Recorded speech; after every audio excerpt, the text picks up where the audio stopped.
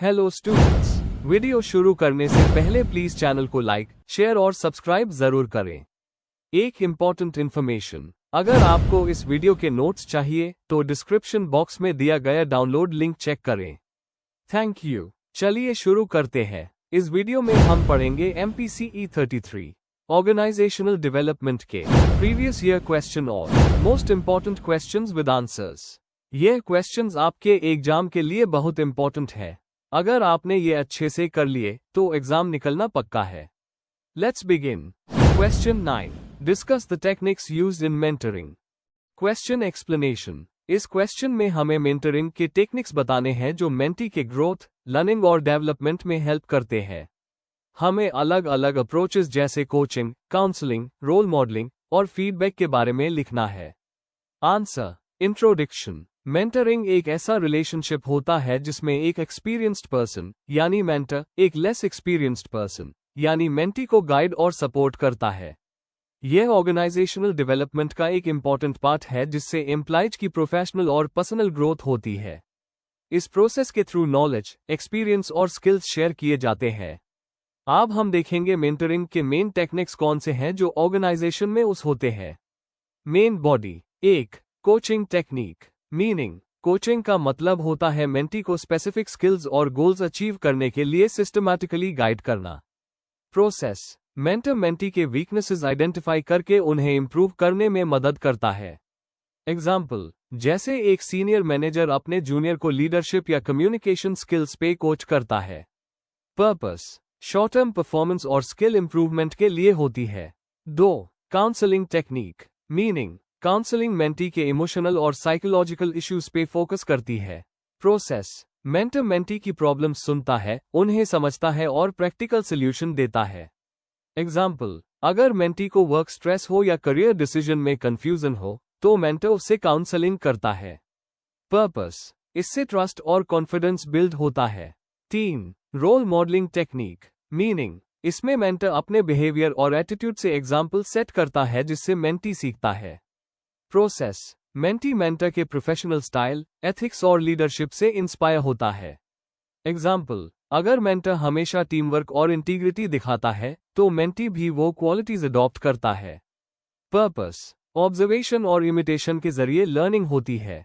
4. Networking and exposure technique. Meaning. इस technique में mentor mentee को नए लोगों से मिलता है और उनका एक्सपोजर बढ़ता है। प्रोसेस। मेंटर मेंटी को मीटिंग्स, प्रोजेक्ट्स और कॉन्फ्रेंसेस में ले जाता है। एग्जाम्पल, जैसे मेंटर मेंटी को किसी प्रोफेशनल सेमिनार में इंट्रोड्यूस करता है। पर्पस। इससे मेंटी का नेटवर्क स्ट्रांग होता है और ऑर्गेनाइजेशनल कल्चर समझ आता है। 5. Feedback and reflection technique. Meaning. Feedback mentoring का सबसे इंपॉर्टेंट पार्ट है जहां मेंटर मेंटी के परफॉर्मेंस पे कंस्ट्रक्टिव फीडबैक देता है। प्रोसेस। मेंटर मेंटी के स्ट्रेंथ्स और इंप्रूवमेंट एरियाज डिस्कस करता है। एग्जाम्पल, काम खत्म होने के बाद मेंटर मेंटी को बताता है क्या अच्छा हुआ और क्या बेटर हो सकता है। पर्पस। इससे सेल्फ अवेयरनेस और लर्निंग इंप्रूव होती है। 6. Goal setting and action planning. Meaning. इसमें मेंटर मेंटी के साथ मिलकर रियलिस्टिक गोल सेट करता है। प्रोसेस। एक क्लियर एक्शन प्लान बनाया जाता है जिससे प्रोग्रेस ट्रैक की जा सके। एग्जाम्पल, जैसे मेंटी के लिए 6 मंथ का लीडरशिप इंप्रूवमेंट गोल सेट करना। पर्पस। इससे डायरेक्शन और मोटिवेशन दोनों मिलते हैं। कंक्लूजन। आखिर में, मेंटरिंग के टेक्निक्स जैसे coaching, counselling, role modelling, networking और फीडबैक मेंटी के ओवरऑल ग्रोथ के लिए बहुत इंपॉर्टेंट है। इन सभी टेक्निक्स से मेंटी को लर्निंग, कॉन्फिडेंस और प्रोफेशनल इंप्रूवमेंट मिलता है। इफेक्टिव मेंटरिंग सिर्फ इंडिविजुअल है नहीं बल्कि ऑर्गेनाइजेशन के डेवलपमेंट में भी हेल्प करता है। If you need the notes of this video, there's a download link in the description box. Be sure to check it out. Thank you. Question 10. Teamwork. Question explanation. इस question में हमें team work का concept समझाना है, मतलब team के members का मिलकर काम करना और एक कॉमन गोल अचीव करना। हमें यह भी बताना है कि टीम वर्क ऑर्गेनाइजेशनल डेवलपमेंट में कैसे हेल्प करता है और उसके क्या बेनिफिट्स और इंपॉर्टेंस है। आंसर। इंट्रोडक्शन। टीम वर्क का मतलब होता है जब लोग एक ग्रुप में मिलकर एक ही गोल को अचीव करने के लिए काम करते हैं। इसमें कोऑपरेशन, कम्युनिकेशन और कोऑर्डिनेशन सबसे इंपॉर्टेंट होते हैं। ऑर्गेनाइजेशनल डेवलपमेंट में टीम वर्क, प्रोडक्टिविटी, क्रिएटिविटी और जॉब सेटिस्फैक्शन बढ़ता है। ब्रूस टकमन 1965 ने टीम वर्क के स्टेजेस बताए: फॉर्मिंग, स्टॉर्मिंग, नोमिंग और परफॉर्मिंग, जिससे टीम मैच्योर होती है और बेटर परफॉर्म करती है। Main body. 1. Meaning and concept of team work. Team work एक प्रोसेस है जिसमें लोग एक साथ मिलकर एक कॉमन गोल के लिए काम करते हैं। इसमें मेंबर्स के बीच ट्रस्ट, अंडरस्टैंडिंग और रिस्पेक्ट होना बहुत जरूरी है। ऑर्गेनाइजेशन में टीम वर्क से कॉम्प्लेक्स प्रॉब्लम सॉल्व करना इजी हो जाता है क्योंकि सब अपना पर्सपेक्टिव शेयर करते हैं। एग्जाम्पल, जैसे मार्केटिंग टीम में डिजाइनर, एनालिस्ट और स्ट्रैटेजिस्ट मिलकर प्रोडक्ट लॉन्च करते हैं। सबका रोल अलग होता है पर गोल सेम होता है। 2. Importance of team work in organisational development. Productivity बढ़ता है। जब काम सब में इक्वली डिवाइड होता है तो स्ट्रेस कम होता है और एफिशिएंसी बढ़ती है। कम्युनिकेशन इंप्रूव होती है। ओपन बातचीत और ब्रेनस्टॉर्मिंग से बेटर अंडरस्टैंडिंग होती है। इनोवेशन आती है। जब अलग अलग आइडियाज मिलते हैं तो क्रिएटिविटी बढ़ती है। लर्निंग होती है। मेंबर्स एक दूसरे से नए स्किल सीखते हैं। कल्चर स्ट्रांग होती है। कोऑपरेशन और यूनिटी से पॉजिटिव एनवायरनमेंट बनता है। एग्जाम्पल, गूगल में टीम वर्क और ओपन कल्चर की वजह से एम्प्लॉइज क्रिएटिव आइडियाज लेकर आते हैं। 3. Characteristics of an effective team. Clear goals. हर मेंबर को पता होता है कि टारगेट क्या है। Defined roles. सबको अपनी रिस्पॉन्सिबिलिटी क्लियर होती है। ट्रस्ट और रिस्पेक्ट। मेंबर्स एक दूसरे पर भरोसा करते हैं। Effective leadership. लीडर मोटिवेट और गाइड करता है। Healthy conflict resolution. अगर डिसएग्रीमेंट होता है तो डिस्कशन से सॉल्व करते हैं। थियरी। कर्ट लेविन के फील्ड थियरी के हिसाब से ग्रुप डायनामिक्स इंसान के बिहेवियर को अफेक्ट करता है, इसलिए टीम वर्क ऑर्गेनाइजेशनल चेंज के लिए जरूरी है। 4. Challenges and ways to improve team work. Challenges. Communication gap या कॉन्फ्लिक्ट्स। गोल्स क्लियर ना होना। कुछ मेंबर्स का डोमिनेट करना। Improvement strategies. Team building activities करनी चाहिए। ट्रांसपेरेंट कम्युनिकेशन प्रमोट करना चाहिए। लीडरशिप और कॉन्फ्लिक्ट मैनेजमेंट ट्रेनिंग देनी चाहिए। फीडबैक और एप्रिशिएशन कल्चर बनाना चाहिए। कंक्लूजन। टीम वर्क ऑर्गेनाइजेशन के सक्सेस की बैकबोन है। यह क्रिएटिविटी, प्रोडक्टिविटी और एम्प्लॉय सेटिस्फैक्शन को बढ़ता है। जहां टीम वर्क स्ट्रांग होता है वहां ग्रोथ और इनोवेशन दोनों पॉसिबल होते हैं। एक यूनाइटेड टीम ऑर्गेनाइजेशन के गोल्स को अचीव करने में सबसे बड़ा रोल निभाती है। If you need the notes of this video, there's a download link in the description box. Be sure to check it out. Thank you. Question 11. John Fisher Change Model. Question explanation. इस question में हमें John Fisher के change model को समझाना है, जो बताता है कि लोग चेंज के दौरान इमोशनल स्टेजेस से कैसे गुजरते हैं। हमें इसके मेन स्टेजेस, उनका मीनिंग और ऑर्गेनाइजेशन में इस मॉडल का यूज एक्सप्लेन करना है। आंसर। इंट्रोडक्शन। चेंज हर ऑर्गेनाइजेशन का एक नेचुरल पार्ट होता है। जब भी ऑर्गेनाइजेशन कोई नया सिस्टम, टेक्नोलॉजी या पॉलिसी लाती है तो लोग अलग अलग इमोशनल रिएक्शंस दिखाते हैं। इन्हीं रिएक्शंस को समझने के लिए जॉन फिशर 2012 ने अपना पर्सनल ट्रांजिशन कर्व डेवलप किया, जिसे हम जॉन फिशर चेंज मॉडल कहते हैं। ये मॉडल बताता है कि लोग चेंज के दौरान इमोशनली कैसे रिएक्ट करते हैं और मैनेजर्स उन्हें हर स्टेज पर कैसे सपोर्ट कर सकते हैं। Main body. 1. John Fisher change model का ओवरव्यू। ये मॉडल ये कहता है कि चेंज सिर्फ एक प्रैक्टिकल प्रोसेस नहीं है, बल्कि एक इमोशनल और साइकोलॉजिकल जर्नी भी है। इसका फोकस इंडिविजुअल के रिएक्शंस पर होता है, ना कि चेंज के टेक्निकल प्रोसेस पर। इसमें अलग अलग इमोशनल स्टेजेस दिखाए गए हैं, जैसे anxiety, happiness, fear, threat, guilt, depression, hostility और एक्सेप्टेंस। 2. मॉडल के स्टेजेस। एंजाइटी, चिंता। जब चेंज अनाउंस होता है, लोग अनसर्टेन फील करते हैं और सोचने लगते हैं कि क्या वो अडेप्ट कर पाएंगे। हैप्पीनेस, खुशी। जब चेंज के बेनिफिट्स समझ आते हैं तो एक्साइटमेंट और मोटिवेशन बढ़ता है, जैसे कोई नया सॉफ्टवेयर काम आसान बना दे। फियर और थ्रेट। जब लोग रियलाइज करते हैं कि चेंज उनके रोल को कैसे अफेक्ट करेगा तो डर और थ्रेट फील होता है। गिल्ट, पश्चाताप। लोग खुद को कंपेयर करते हैं और गिल्टी फील करते हैं अगर वो चेंज को एक्सेप्ट करने में स्लो है। डिप्रेशन, उदासी। जब कंट्रोल कम लगता है तो मोटिवेशन गिर जाता है और लोग थोड़ा विथड्रॉ कर जाते हैं। हॉस्टिलिटी, क्रोध। कुछ लोग फ्रस्ट्रेशन दिखाते हैं या मैनेजमेंट से नाराज हो जाते हैं। ये फियर और लॉस ऑफ आइडेंटिटी की वजह से होता है। एक्सेप्टेंस और कमिटमेंट। धीरे धीरे लोग नई रियलिटी को एक्सेप्ट कर लेते हैं, एक्सपेरिमेंट करते हैं, सीखते हैं और नई चीजों को अपना लेते हैं। आखिर में कमिटमेंट और ग्रोथ आती है। 3. मॉडल की इंपॉर्टेंस इन ऑर्गेनाइजेशनल डेवलपमेंट। ये मॉडल मैनेजर्स को हेल्प करता है एम्प्लॉयज के इमोशनल रिएक्शन समझने में। चेंज के टाइम एम्पैथेटिक लीडरशिप प्रमोट करता है। मैनेजर्स को हर स्टेज पर एम्प्लॉयज को सपोर्ट करने का फ्रेमवर्क देता है।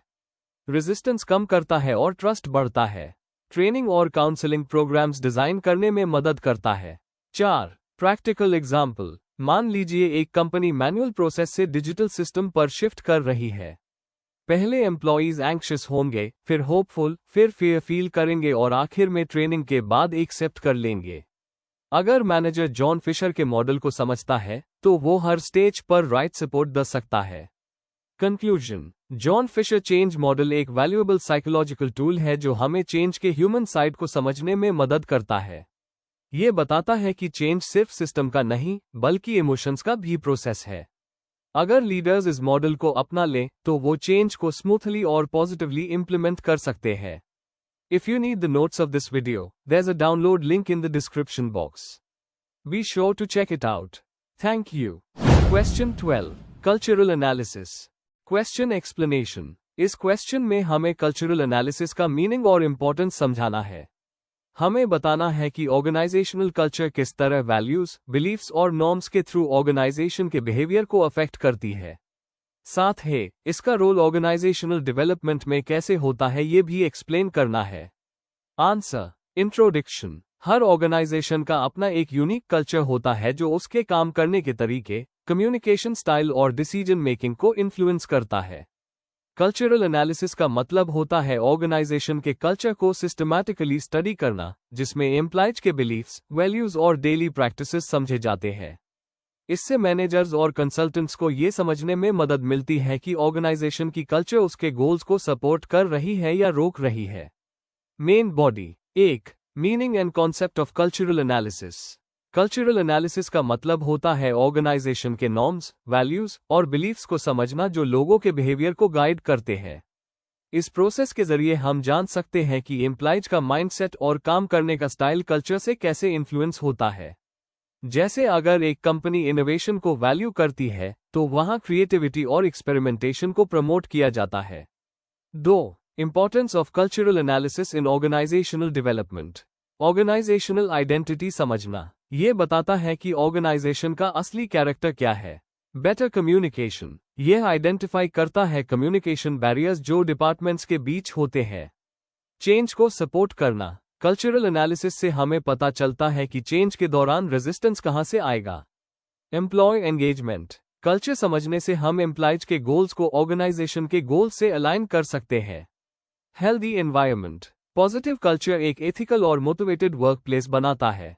एग्जाम्पल के तौर पर, अगर कोई organisation performance appraisal system change कर रही है तो पहले कल्चरल एनालिसिस से यह समझा जाता है कि एम्प्लॉयज फीडबैक के लिए ओपन है या नहीं।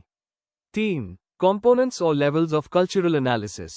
एडगर शाइन 1992 के हिसाब से कल्चर के 3 लेवल्स होते हैं।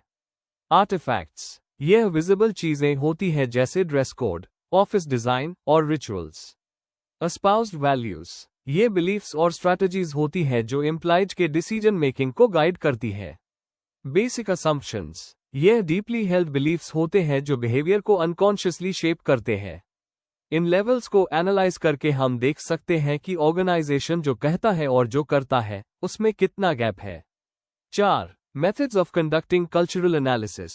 कल्चरल एनालिसिस करने के कुछ इंपॉर्टेंट मेथड्स हैं। इंटरव्यूज और सर्वेज। एम्प्लॉयज के व्यू पॉइंट्स और एक्सपीरियंसेस कलेक्ट करना।